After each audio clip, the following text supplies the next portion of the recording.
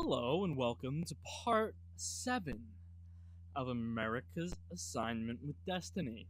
I'm Johnny the Savage, and this is the part we've all been waiting for. Prevailing historical accounts which deal with the discovery and colonization of the Western Hemisphere must someday be completely revised. Modern scholars have accepted without proper reflection a fabrication of lies fashioned to deceive and to prevent the recognition of facts, which are detrimental, even dangerous, to the ulterior motives of very, very powerful interests. Time, ladies and gentlemen, will reveal that the continent now known as America was actually discovered and, to a considerable degree, explored more than 1,000 years before the beginning of the Christian era. The true story was in the keeping of the mystery schools and passed from them to the secret societies of the medieval world, the esoteric orders of Asia, Europe, and the Near East were in at least a regular communication with the priesthoods of the more advanced Amerindian nations. Plans for the development of the Western Hemisphere were formulated in Alexandria, Mecca, Delhi, and Lhasa long before most European statesmen were aware of the Great Utopian Program. For reference to that, see The Mystery of Columbus by Jennings C. Wise. The explorers who opened the New World operated from a master plan, the same plan that is in operation today, and they were agents of rediscovery rather than discoverers. Very little is known, folks, about the origins, lives, characters, and policies of these intrepid adventurers. Although they lived in a century amply provided with historians and biographers, these saw fit either to remain silent or to invent plausible accounts without substance. Does it not seem remarkable that no one is certain whether Christopher Columbus was actually an English prince, a Greek nobleman, or a Genoese sea captain? Was he granted arms without any explanation into his ancestry? Something that was unheard of in that day. Why is it so difficult to ascertain the real man of the man known as Amerigo Vespucci? Who is John Cabot, whose life and exploits are but fragments rather than sober records of a distinguished citizen? If these men were what they seem to be, there could have been no real advantage gained by such elaborate concealment. If there was a mystery, that which was hidden must have been regarded as valuable. Plato described the vast continent of Atlantis, which sank beneath the oceans as the result of a seismic cataclysm. Now, there are several possible interpretations of Plato's account. The lost Atlantis could represent a submerged body of knowledge, drowned in a sea of forgetfulness. This would explain and justify Bacon's restoration of the fable, which was nothing more than bringing into the light matters long hidden. According to Critias, the oceans became so agitated and laden with mud and slime that navigation to the west ceased. Sailors feared to go beyond the Pillars of Hercules towards those Hesperic isles sacred to the mysteries. Even had Christian nations dared to violate the edicts of the secret schools, such audacity would have been held in check by the power of Islam, seated in the holy house of Cairo, and edicts of Lhasa, backed by the armed strength of the Mongol Empire. The East agreed to preserve the boundaries of Europe, if the European states would bind themselves in solemn alliance to refrain from exploiting the resources of the Western Hemisphere. Now, why would they insist upon that agreement when no one knew anything about the Western Hemisphere, at least to the public, eh? Fear of the terrible retribution from beyond the walls of Gog and Magog prevented the popes from violating their agreement. And without the leadership of the church, the great families dared not engage in the private projects. When the appointed hour came, the secret society selected their own agents to initiate the program of exploration, and thus began America's secret assignment with destiny. Was Columbus then working, asked Grace A. Fendler, either as an individual or as a chosen representative of secret societies, to bring into expression the old utopian ideas and to directionalize them across the seas? Certainly this would go far to explain the change of charges of traitor, the seizures of all his books and papers, the destruction of all portraiture and likeness, even to the usual mortuary busts and arms, and the complete disappearance of many of his literary works, including the Journal of the First Voyage and the Book of the Second Voyage. All this, ladies and gentlemen, would then have been more inquisitional routine with the rewriting of his biography. more or less both of a political necessity and, of course, a holy duty.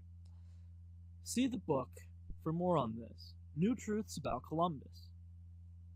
Campanella, in his Civitas Solis, causes a Genoese sea captain to be the guest of the Grand Master of the Knights Hospitallers. When Columbus, on the occasion of his first landfall, raised to the standard of the Castile, he also planted a banner of his own, consisting of a green cross on a white field. Was this at the fight of the Knights Templar? You bet your booty it was. The formal education of the man who called himself Christopher Columbus has been the subject of much speculation. The navigator wrote in 1501 that during his many voyages to all parts of the world he had met learned men of various races and sects, and had endeavored to see all the books of cosmography, history, and philosophy, and of the other sciences. Now, if the admiral had seriously endeavored to examine early works on navigation, he undoubtedly had noted the references, brief but significant, by Somer, Solon, Aristotle, Pliny, and other ancient authors to distant lands beyond the great oceans. Plutarch's voyagers must have explored vast areas, and Verplanck Colvin summarizes the old accounts thus: in the days of Homer, or rather before this time, navigators traveled thousands of miles out into the Atlantic and back across it. They were guided in their voyages by the stars. For reference to that, see geographical and mathematical discussions of Plutarch's account of ancient voyagers to the New World. Remember, folks, remember my admonition. Don't believe everything you hear on this program unless you go research it for yourself and verify that it is indeed true. This is one of the greatest secrets that has ever been held by the mysteries for thousands of years. This needs to be brought to light, for I believe wholeheartedly that this is the truth of the matter. In my research, as has indicated to me, that is nothing but the truth. One group of authorities considers it probable that Columbus was little better than an illiterate sailor, and that his rudiments of learning were derived from a guild school supposed to have been established by the weavers of the city of Genoa. The opposing faction of historians insists that Columbus possessed considerable scholarship even before his celebrated journey. According to Henry Heresy, an outstanding writer on the Columbus mystery, the navigator left 97 manuscripts and over 25,000 marginalia, which may be considered a remarkable achievement for an illiterate. How many illiterates do you know that have ever written anything, much less 97 manuscripts and over 25,000 marginalia? The truth is that the admiral cannot be explained without reference to the secret societies, which were the peculiar custodians of the exact information which he required. They were, and are, and always will be, unless the sheeple of the world wake up to the fact. The guardians of the secret of the ages. The religious and mystical inclinations of the great discoverer. The religious and mystical inclinations of the great discoverer are mentioned by most of his biographers. At times, Columbus dressed in a plain robe and girdle, similar to the costume of the Franciscan order. It was reported by his son that Columbus died wearing a Franciscan frock. It is not known, however, that he was directly associated with this order, even as a lay brother. Several religious groups of the time, including fraternities known to be connected with the esoteric tradition, favored this kind of habit. Perhaps the peculiarities of his costume were overlooked or conveniently forgotten. The admiral regarded himself as chosen by heaven to fulfill a great mission, and was strengthened by the conviction that he was guarded and guided by the divine providence. Where have you heard that before? Divine providence was spoken of by Columbus and by all of our forefathers, whom also, by the way, belong to the same mystery religion. Such contemporary reports, folks, could imply far more than modern writers would like to acknowledge. William Cooper.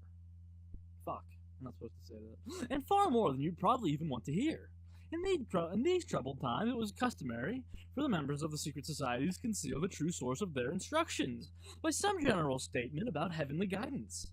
The mystical instincts of the admiral, his belief in miracles, prophecies, and the doctrine of the preordination have been advanced by some critics as proofs of his mental instability, a la David Koresh.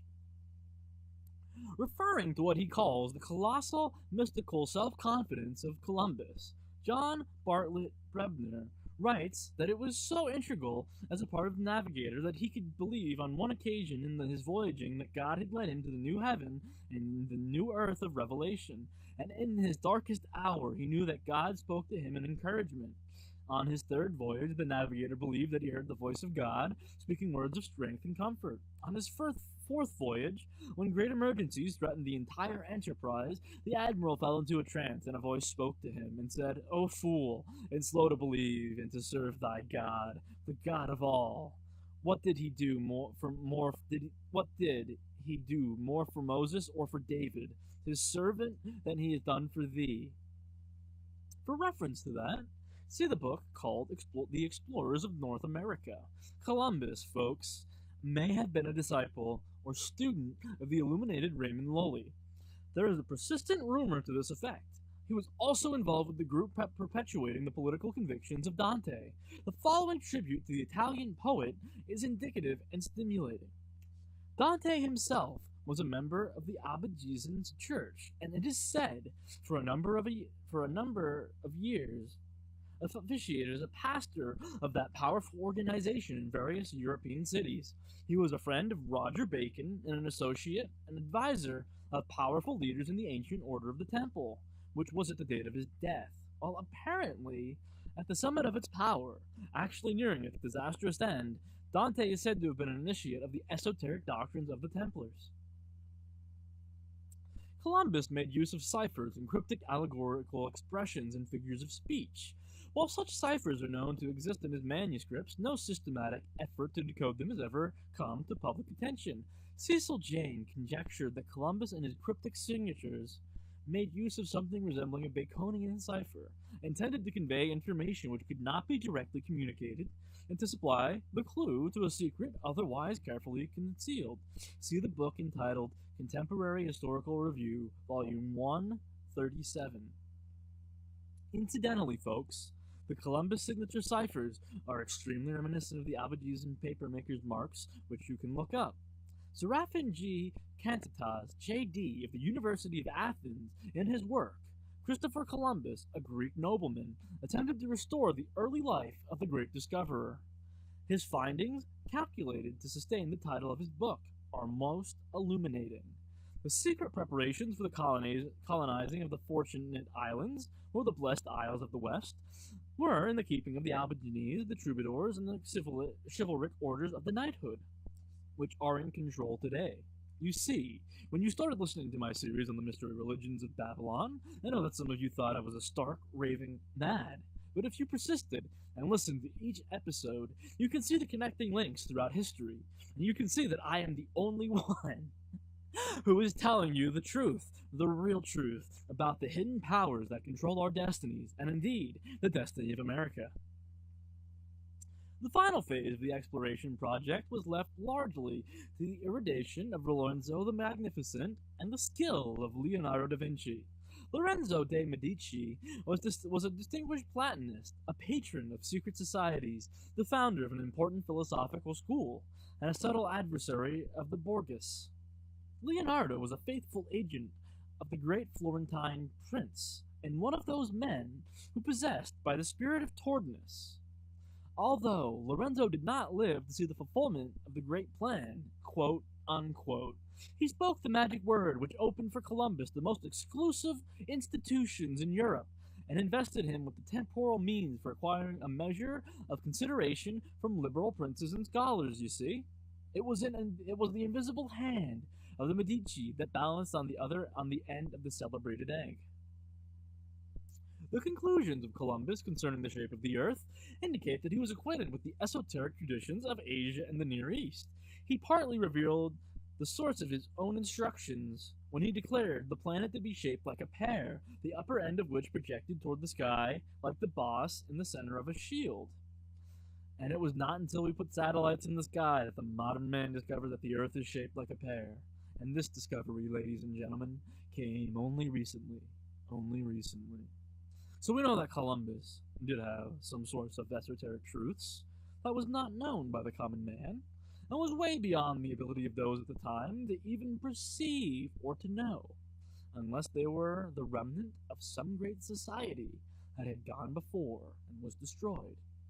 Now, I'm not telling you that's the truth, for no one really knows, but that's what all the evidence seems to point to.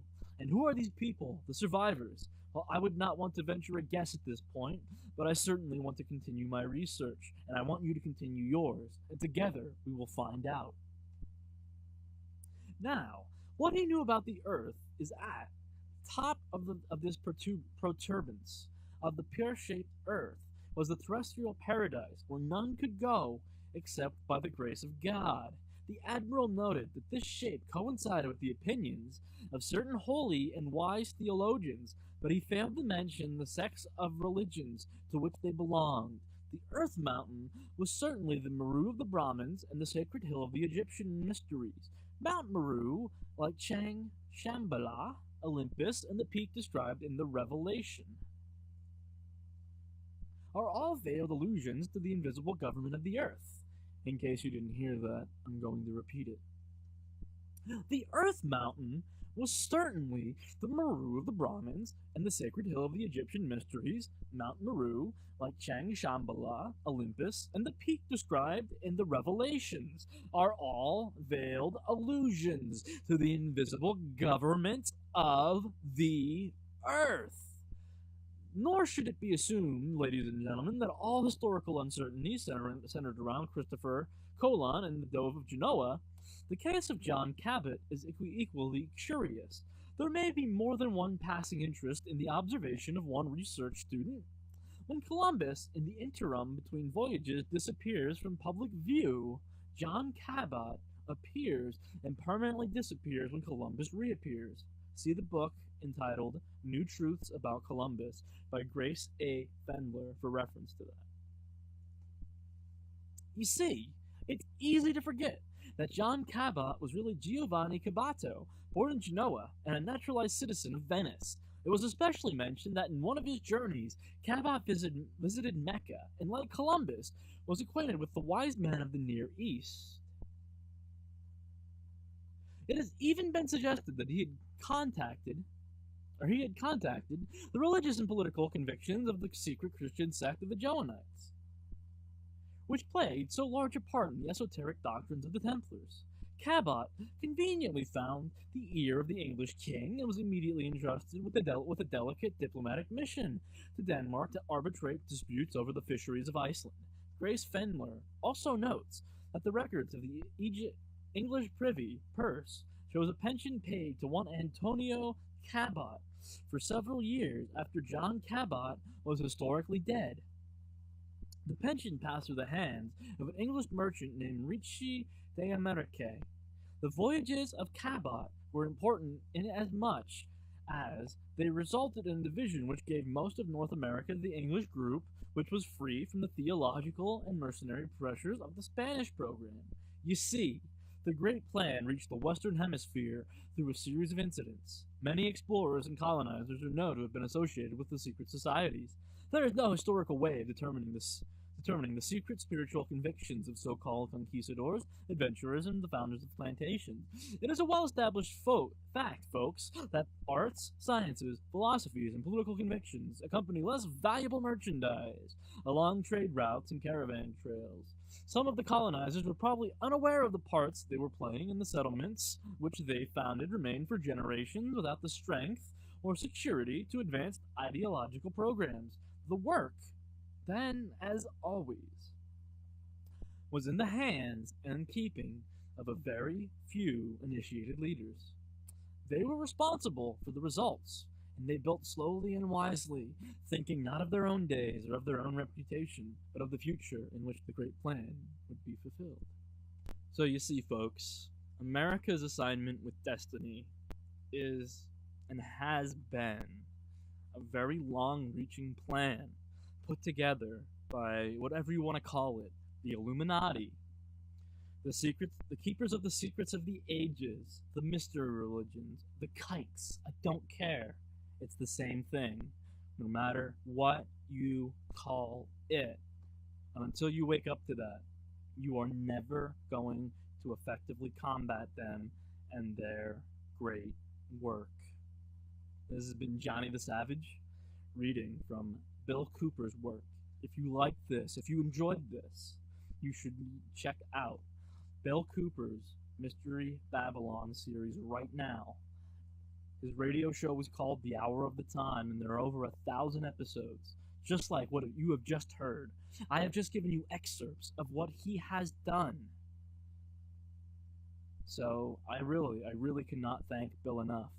I miss you more and more every day, Bill. I really do. I'm trying to carry the torch, but I feel like I'm not even a candle to what you have done. I really miss you, man.